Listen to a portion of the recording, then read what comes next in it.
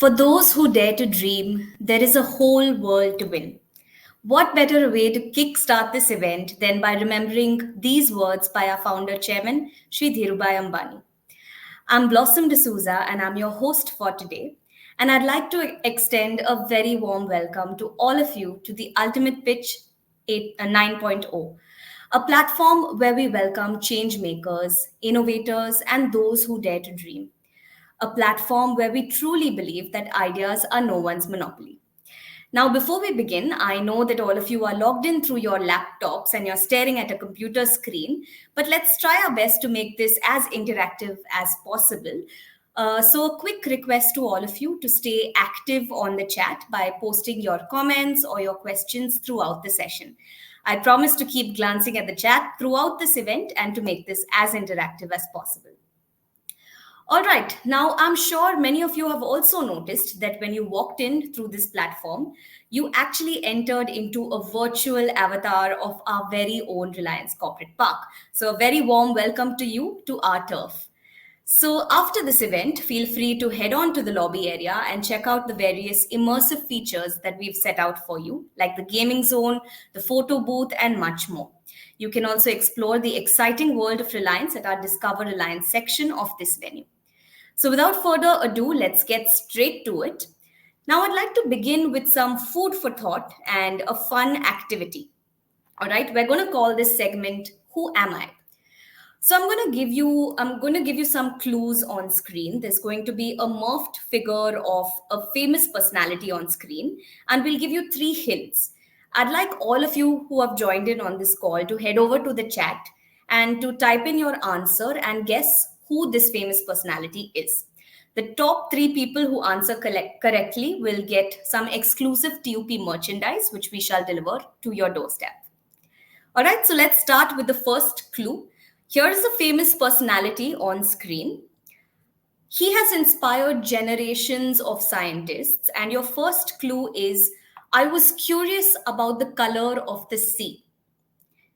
All right, so this is an interesting clue. He was once on a voyage and he stared at the sea and he saw the light hitting the sea and he was very curious about this phenomenon. Let's go to our second hint. I was the first Indian director of the Indian Institute of Science. Now, I'm sure this one was quite a giveaway. We have some of the answers already coming in. And here's your third and final clue. And I'd request all of you who have guessed the answer to type it in the chat. Your third hint is I'm the first Indian to win the Nobel Prize in Science. Did you manage to guess it right? Okay, we have some wrong answers coming in on the chat. No, it's not Rajashekhar. All right, try harder. Come on. You can use your Google skills for this. Okay, great. So Sakshi has guessed the answer. Also, Gunjan has guessed the answer. Yes, you're right. It is C.V. Raman. All right, great. Good job. So, an interesting finding about C.V. Raman on his sea voyage that I mentioned to England, this scientist saw light scattered in seawater and he got very curious about this phenomenon. A study that got him a Nobel Prize later came to be known as the Raman effect after him. Now, we all knew that light scattering in the air was why the sky was blue, but it was this phenomenon that he founded, which was the reason why the sea as well is blue color. Now, his findings were groundbreaking at the times that they were in, but this also cultivated a scientific temper in the country. All right, let's move to the next one. I have one more hint for all of you. This is a famous personality on screen. This is your second clue for the day. Hint number one, I worked as a pocket watch repairman. Okay. Now, for all the Gen Zs out there, I'm not sure how many of you actually own a pocket watch, but this is a clock that was used to be stored in the pocket to tell the time. So this person worked as a pocket watch repairman. Can you guess who it is? Okay. Hint number two, I made automobile for the middle class. And this was a very novel concept at that time. So making automobile available for the middle class was a very, very novel concept. Some of you are guessing Charlie Chaplin. No, it's not Charlie Chaplin. I'll give you another hint. Hint number three, I developed the concept of the assembly line for production. I'm sure a lot of ops enthusiasts out here know the answer. I'll give you a few seconds. Okay, amazing. So Namisha has guessed the right answer. Well done, Namisha. It is Henry Ford indeed. So Henry Ford, as all of you know, is the founder of Ford Motor Company. Now, during his time, a motor car was not just a new invention, but it was also a luxury that only an elite few could afford. But Ford came forward, and he himself, being from humble beginnings, questioned this methodology and he decided to democratize this luxury and mass produce automobiles. And today, his dream has become a reality with almost every single family owning at least one car. So now I'd just like to bring this all together. Why am I asking you these questions? What do you think is that one common thread between each of the innovators that you saw today? There's that one common link between the two innovators. Now, while their innovations created a revolution in their respective fields, they also started with curiosity, with questioning the status quo. And it is this curiosity that led them to push new boundaries. But having said that, these inventors did not just stop at asking questions, they decided to take action now. And that's exactly what we want to drive through this edition of the Ultimate Pitch. So, with that, I officially would like to unfold the theme for the Ultimate Pitch Season 9, Be the Now. Let's take a look at this video.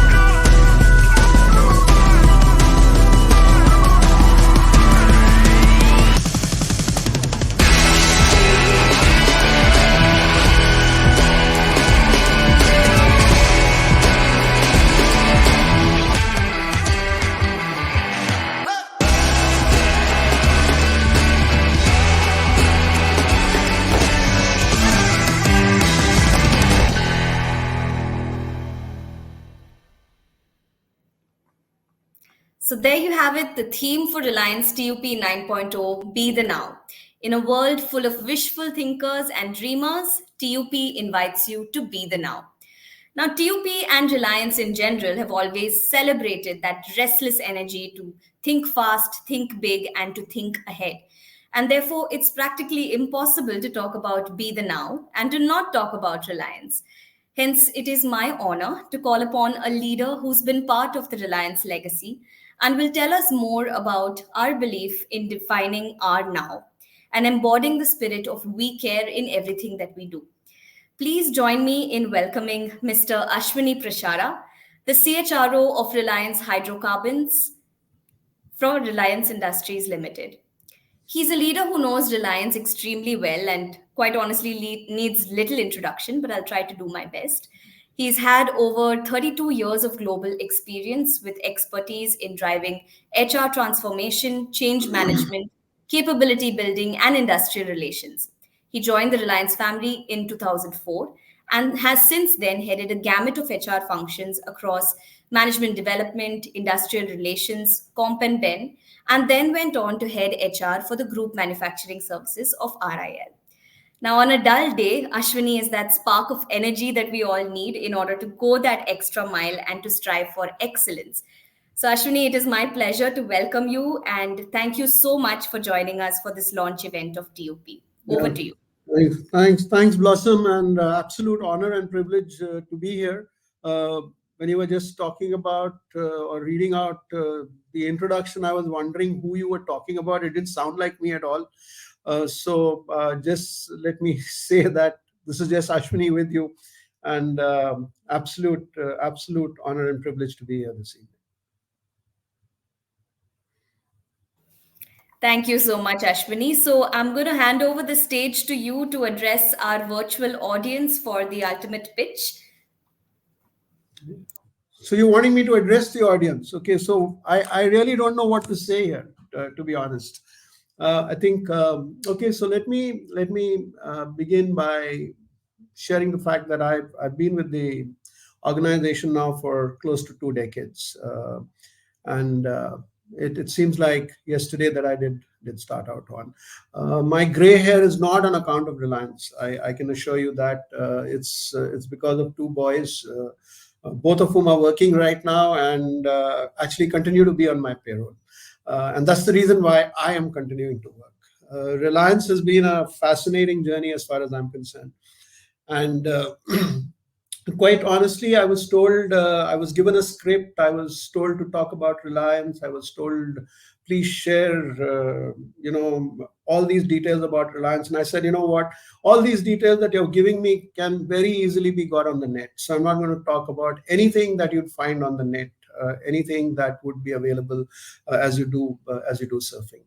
But let me just give you a little bit of context in terms of how I would reflect on my journey with Reliance and how this be the now theme pretty much epitomizes how Reliance has grown over these multi-decade journey.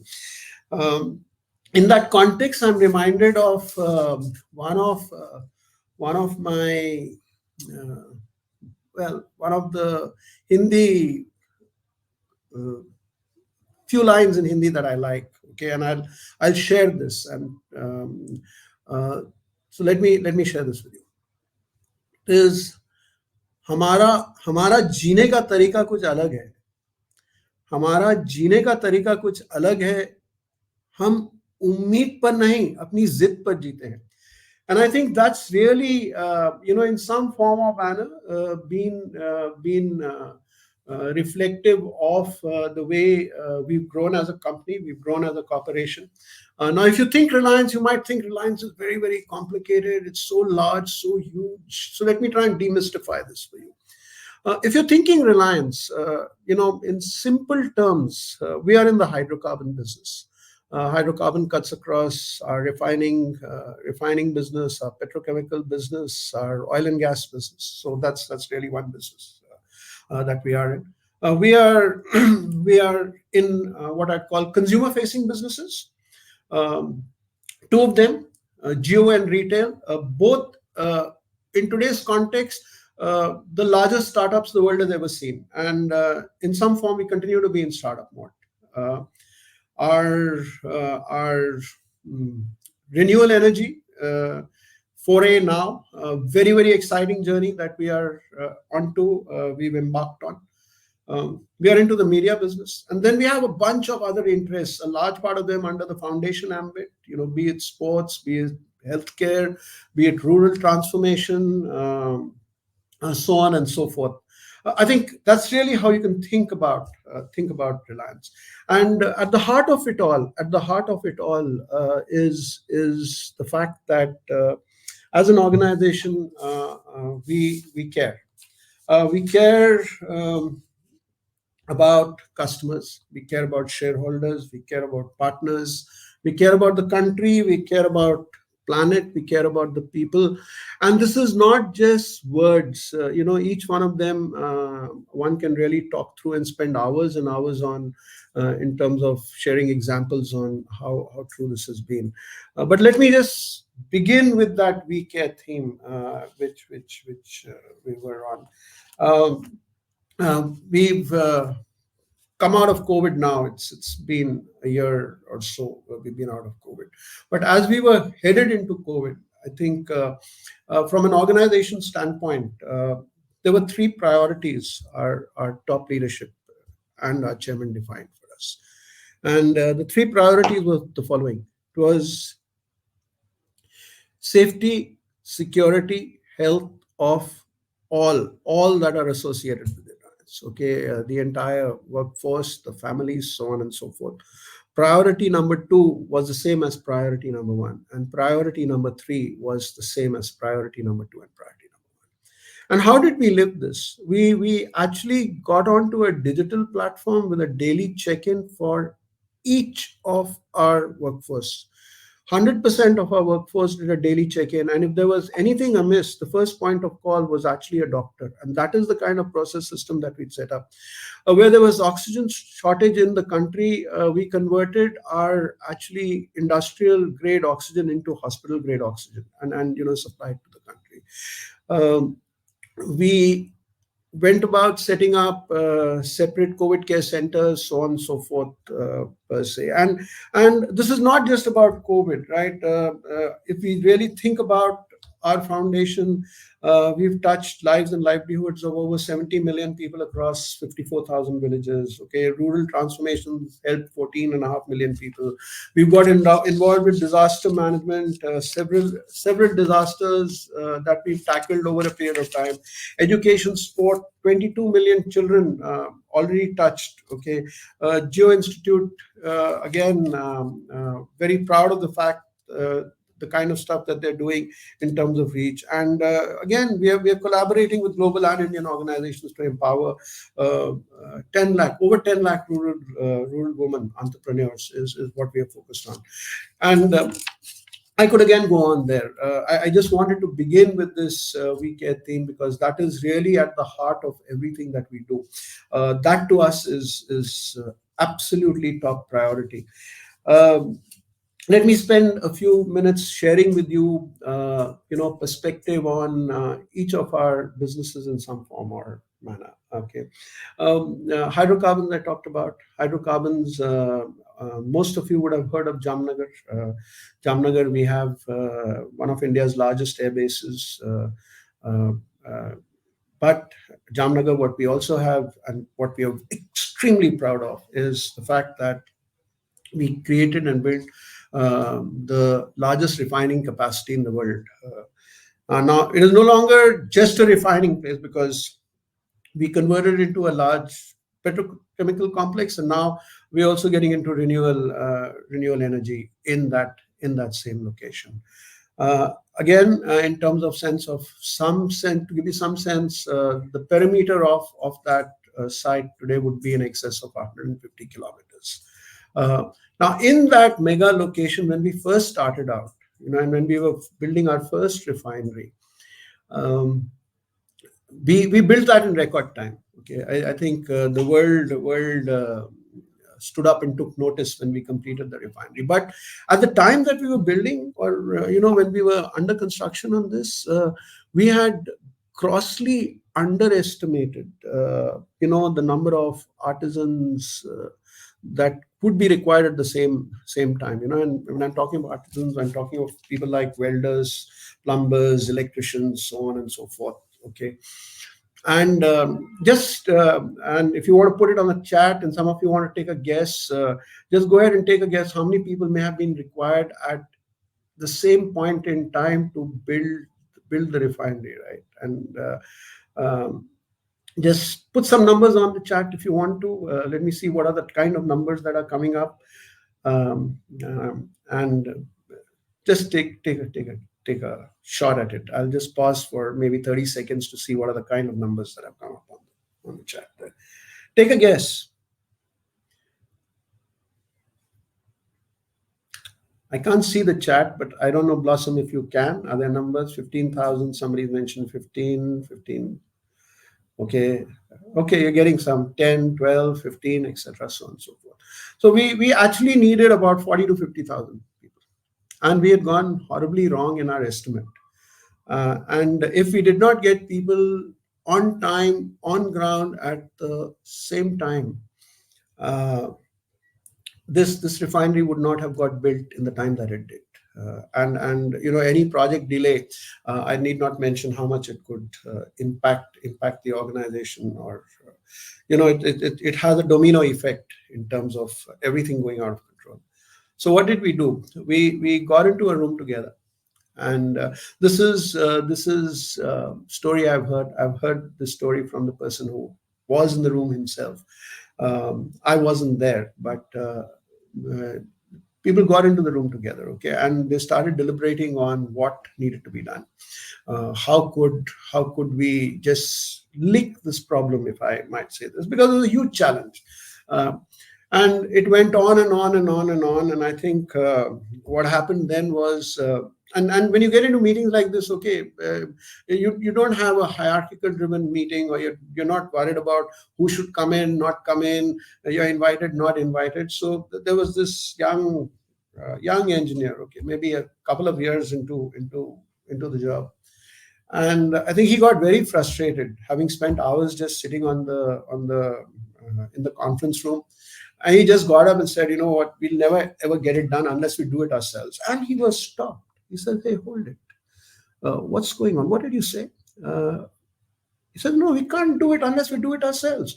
And you know what happened? That is exactly where the decision was taken. Be the now we talk about. That was be the now. And you know what was done? What was done was, overnight, there was a decision to build a massive craft training center. Build means you put sheds up. It was not some mega construction activity, but you built it in double quick time. You got every possible piece of equipment that people may need to be trained on. You know, the welding machines, lathe machines, etc. Under that shed. You got master craftsmen. Putting that place up. That took about 2 to 3 weeks to do. In those 2 to 3 weeks, there were teams that were sent out across the country to actually collect, pick up every person who had some kind of education background in these areas, largely from ITIs, etc., so on. And they were all brought into Jamnagar. And under the watchful eyes of the master craftsmen, they were put under training for those 2 3 weeks and let loose into the refinery, again under the watchful eyes of the master craftsman, to actually do what was required to be done. So all the electrical work, the plumbing, the welding, you name it, all came together, and the refinery was set up in record time. Where did the idea come from? It came from a young aunt. So ideas can come just about from anywhere. And our founder chairman used to say, ideas are no one's monopoly. What happened? It was in being in now, right? You said, now let's just do it, let's go on and do it. And it was done. Why? Because you collectively came together, worked as a team, ensured that it got done. The refinery was built in record time. Again, that's really a fascinating story and an experience.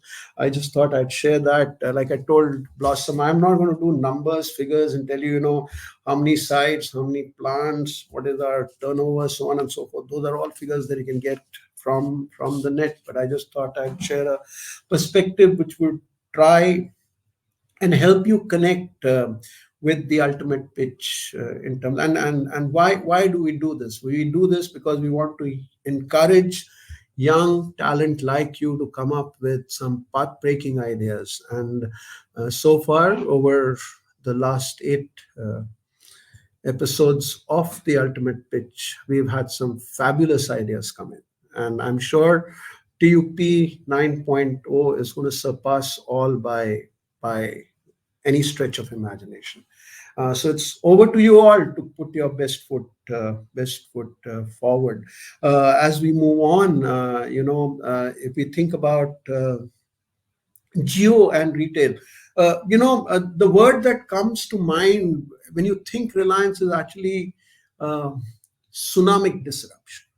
Okay, I think as a company, as a corporation, we've just gone against the grain, did what people thought was impossible, because we believed in the realm of possibility. Let's look at geo. Okay, if we look at geo again, in 2016, Reliance launched Reliance Geo. 4G LTE mobile network. And where did this idea actually originally come from? And think about it. Some of these fantastic ideas have a sense of simplicity. Our founder chairman actually was having a conversation, and he said, you know what? Uh, if you have to actually do business, you don't need to know how to read. You don't need to know how to write. If you had a means to converse, which means to talk, you would be in business. Think about it, okay? Think about it. And he says, but that means to talk has to be cheaper than that of a postcard. And that's where this entire digital revolution was, started, and this journey was gone. Okay, we before the demerger, you had Infocom, where you had the CDMA technology in 2000s. And I'll share another incident out of that experience of mine, where I happened to be in the room. Okay, 2016, I just mentioned, we launched 4G. Okay, and what happened? What happened? When we think about it, India's rank in mobile broadband, I think, was in the 150s, 150th. Uh, but in less than a year post Jio's launch, we went right up to number one.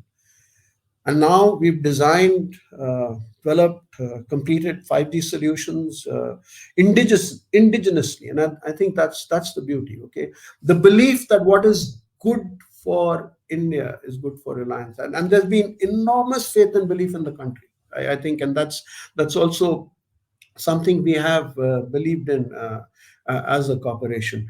We've now gone ahead and launched a world-class 5G service, absolutely, completely, fully made in India. Okay, fully made in India.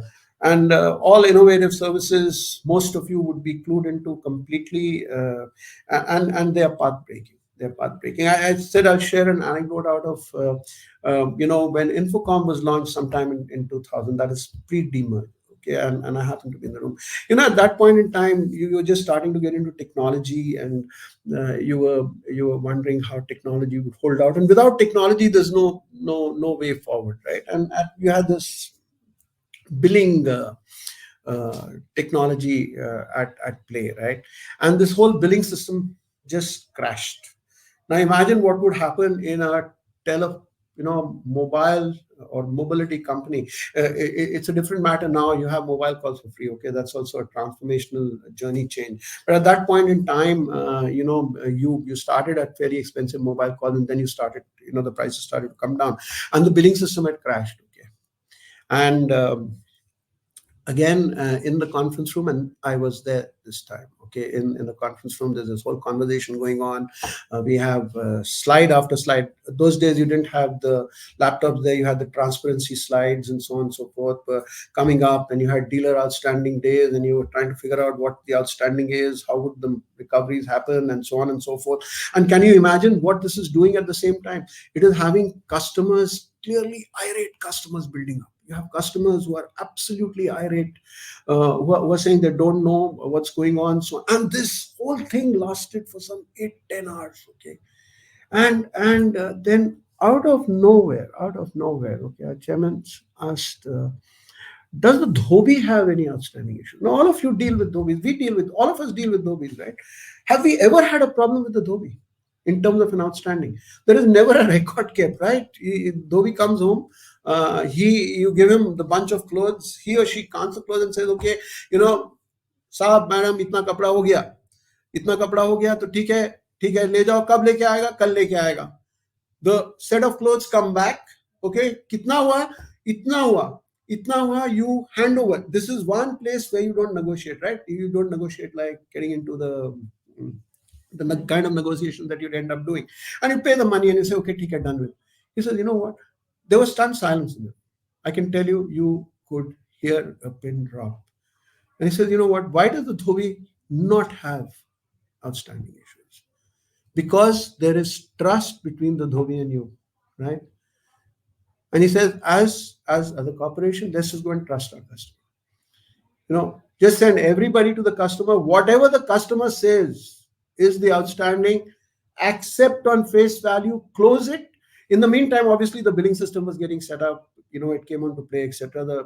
Cut a long story short, in the interest of time, again, people went out to the field. All customers was reached out to. Whatever the customer said was agreed to, sorted out, done, closed. Will you believe it? The actual outstanding on the books and what was recovered, the difference was not even worth talking about.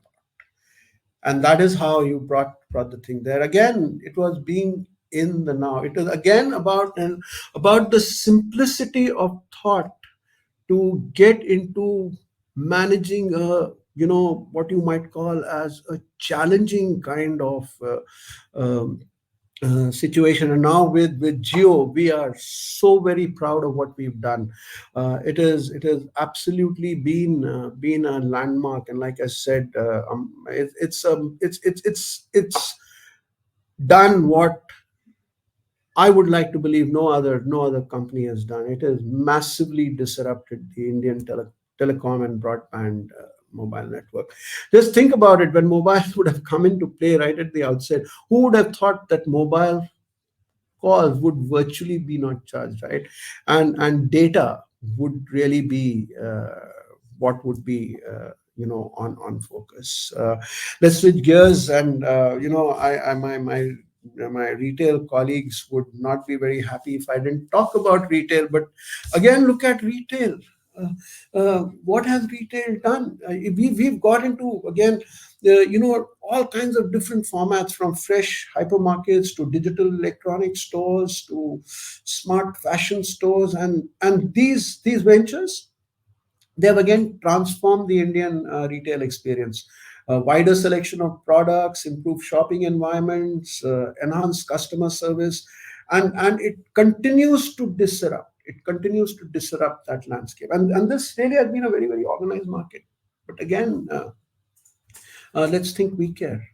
And in this, as we were uh, growing and expanding and continue to, okay, with at this point in time in excess of 18,000 stores across the country. I think, again, extremely fast growing in more ways than one. If you really were to think about it, it caters to more than 90% of daily needs of Indian households. Okay, and today we are present, in a manner of speaking, across 98% of India's pin codes. So that's another way that you might want to think about retail. So we continue to expand, continue to reach out. And again, from the simplicity of it all, the question that was asked by Chairman one was, why are shoes normally sold in air conditioned environments, and basic necessities like vegetables and fruits sold on the roads? The whole experience has changed. Okay, you can go and get that. But like I said, let me connect this to the WeCare context again from Reliance as well. Did we, as we were looking at growing, expanding, so on and so forth, uh, even for a moment, lose sight of the Kirana stores? The answer was absolutely not.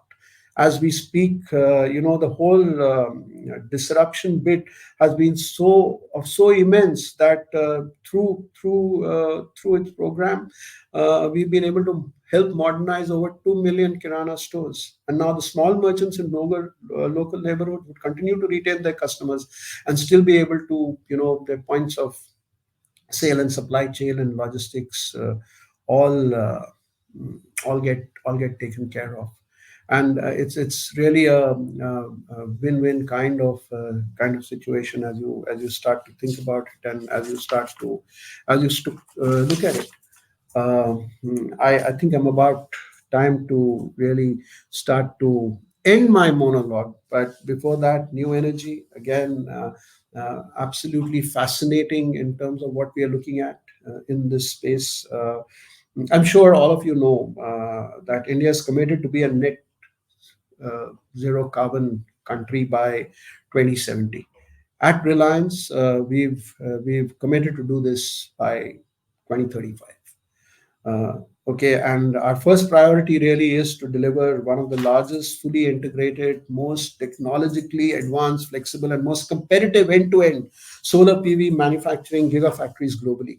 Okay, and we are planning to actually enable in excess of 100 gigawatts of renewable energy generation by 2030. That's absolutely, again, ambitious, but within the Reliance world, we are convinced we will make it happen, again with the belief in in the TUP 9.0 tagline of be be the now. Uh, on that note, I think it takes a lot of heart to take the kind of bold decisions that are required to be taken.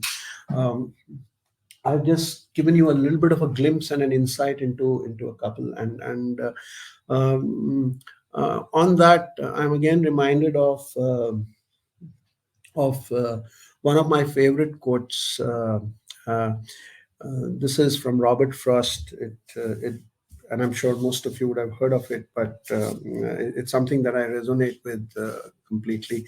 Actually, it's on my work desk as we speak as well.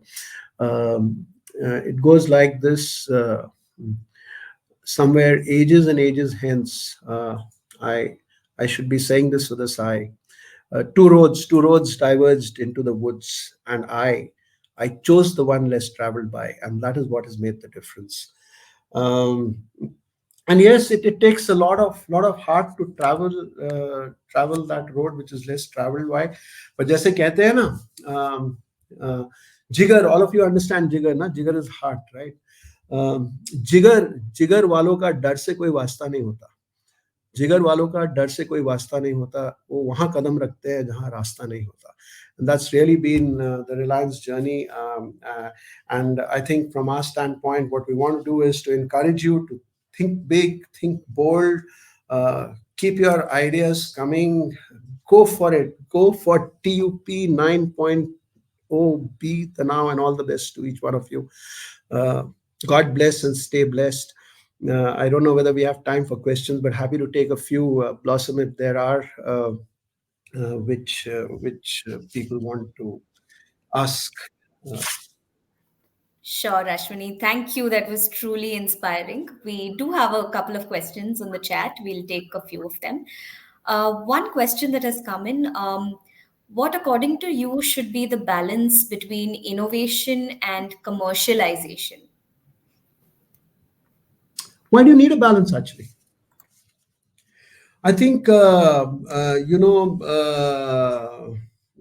if you really think about it, again, innovation is not, to me it is instinct, right? To me it is curiosity. To me it is always asking the question. To me it is being that one person in that room who asked the question which 90% others would have wanted to ask but chose not to because they thought they'd be called out as foolish. Okay. Innovation starts to happen from there. Innovation begins with it's about mind, right? It's a mindset issue more than anything else. And as you think about innovation, as you think about what it is, um, you start to build on it. You pursue it.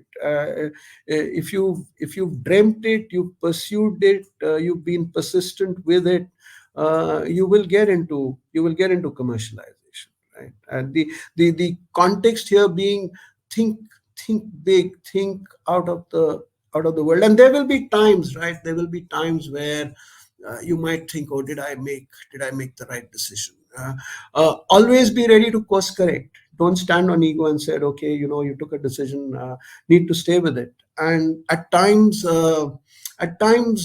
it's just best to just go with the flow, as I would say, because this too shall pass, and you will certainly always get to better and better and better days and better things, and so on. So, to me, why do you even need to think about, balance between innovation or commercialization? I think just go with the flow. Lovely. So, speaking about, past mistakes and learning from them, there's actually a question on that. Someone has asked, what are some of the lessons that you think Reliance has learned from the past experiences in shaping the now? What are the lessons that Reliance has learned from past experiences? I again won't put it down to lessons learned. I would put it down to, enormous faith and belief and conviction. Okay, one thing that we've stayed with right throughout is the faith and belief that, you give freedom to the people. You have trust and belief in them. even ordinary people do extraordinary things. And this is story that we've seen repeated at Reliance over and over and over and over again. Okay. I think the other thing is, think execution all the while. Okay. As you're thinking about it, it is always about execution. It's not about perfection, right? Otherwise you can get into an analysis paralysis trying to perfect. You're 80% there, go ahead. And as long as you don't stand on ego to say, you know what, we will course correct as we go along, you would get the speed that you need, you'll have the agility that you need, and you would kind of move on. I think that's really been the spirit with which Reliance has been built, created, continues to operate. And if I were to think about it in another way, it's about the connect with the heart. You how do you engage with people? If you connect with the heart, you'll always get the mind, right?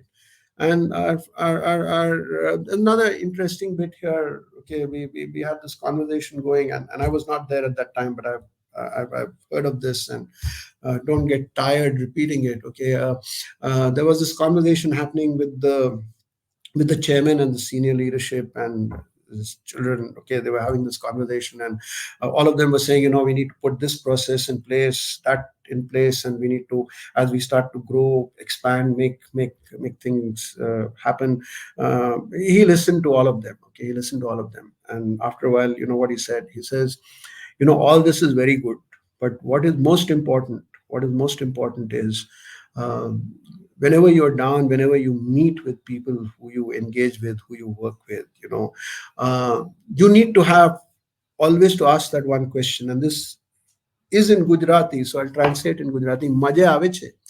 So if you're enjoying what you're doing, you would get there. And oftentimes not, even in today's context, as we get into a technological driven world, as we get into a world where technology will be at the heart of it. There's no wishing this away. Okay, you are there. This technological tsunami has arrived. Those who don't ride the wave are going to get consumed by it. I'll leave you with this reflection. Okay, in a high tech world, don't forget the high touch. Stay with it. Okay, do we have time for any final question, Blossom? Otherwise, once again, thank you for the opportunity. It's just been wonderful, actually having a captive audience. I wish one could do this in person, but otherwise, I never tire of having captive audiences, and speaking to captive audiences. But hopefully, we will get to meet some of you on campus come 2024 February, I think it is. Yes. So all the best to each one of you. Have fun, be the now, enjoy yourselves, and stay blessed. Thank you.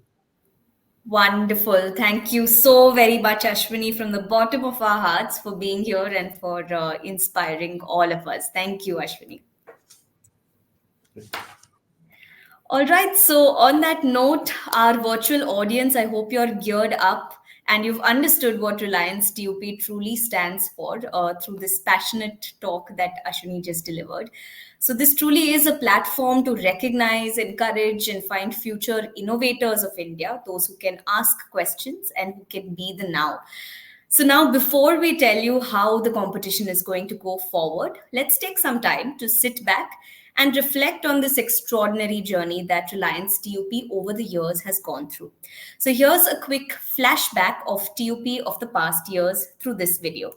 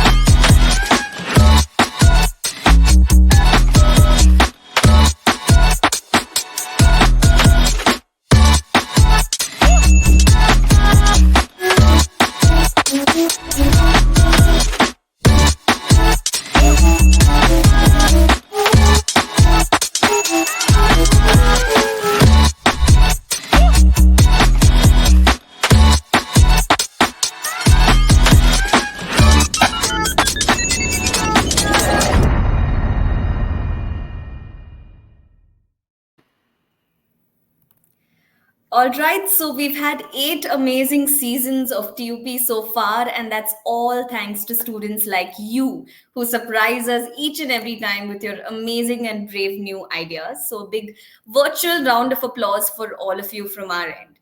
Now, let's get straight to the most important question, which I'm sure all of you have been asking, which is how does one participate in the Ultimate Pitch 9.0?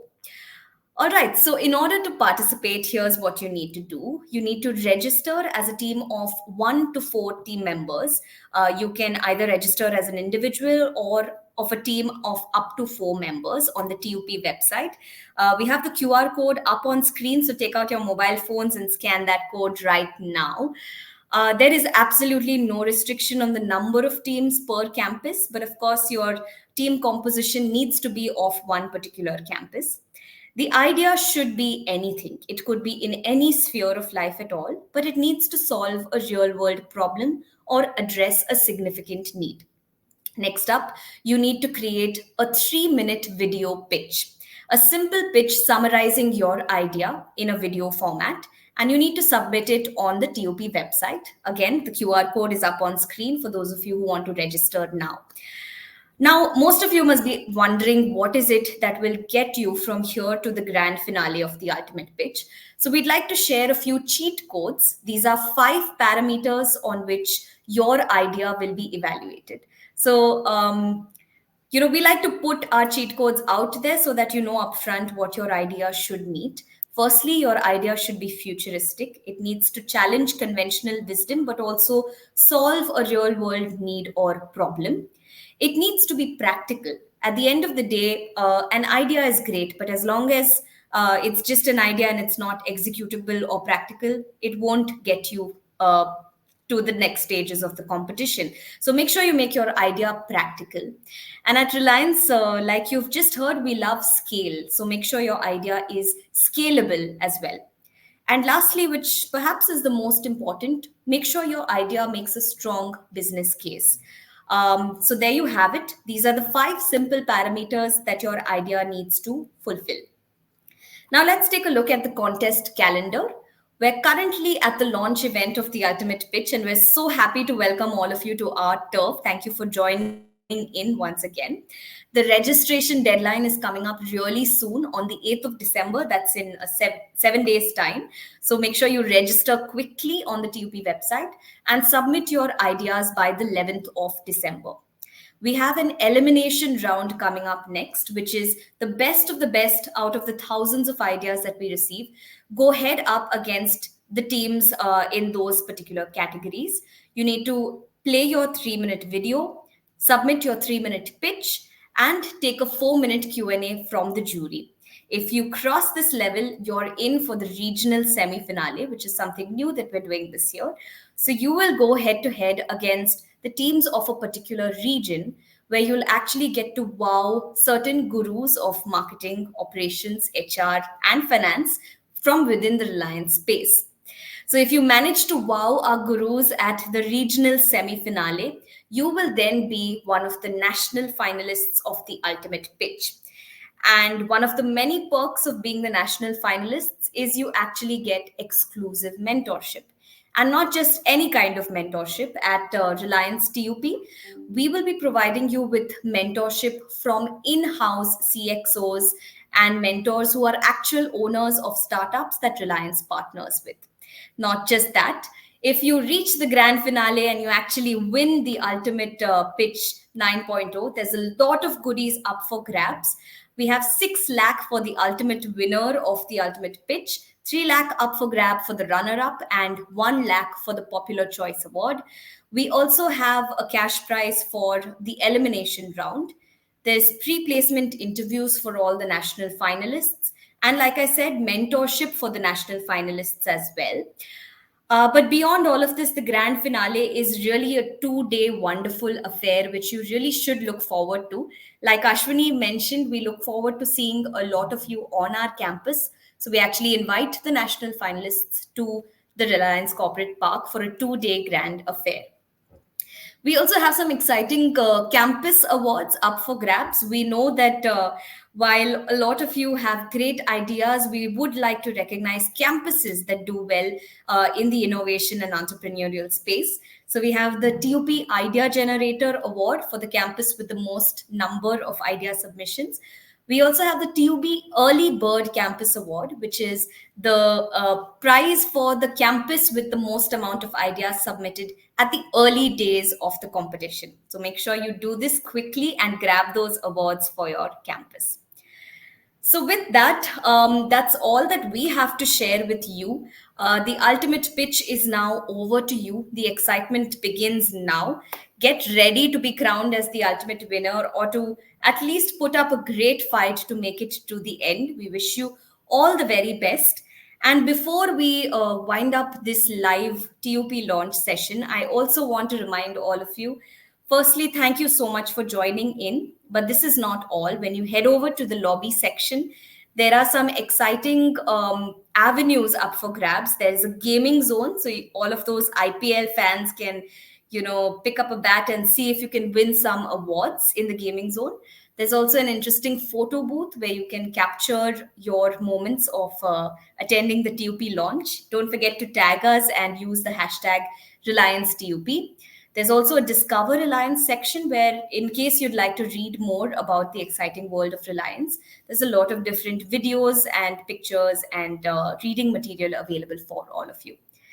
Do stay connected with us on our social media handles. We shall continue to share updates about the ultimate pitch and all the excitement that's up to come. So, with that, this is me, Blossom D'Souza, signing off. Thank you all for being a wonderful, wonderful audience and for being so interactive. We shall stay connected and see you soon at the Ultimate Pitch Grand Finale. Thank you and goodbye.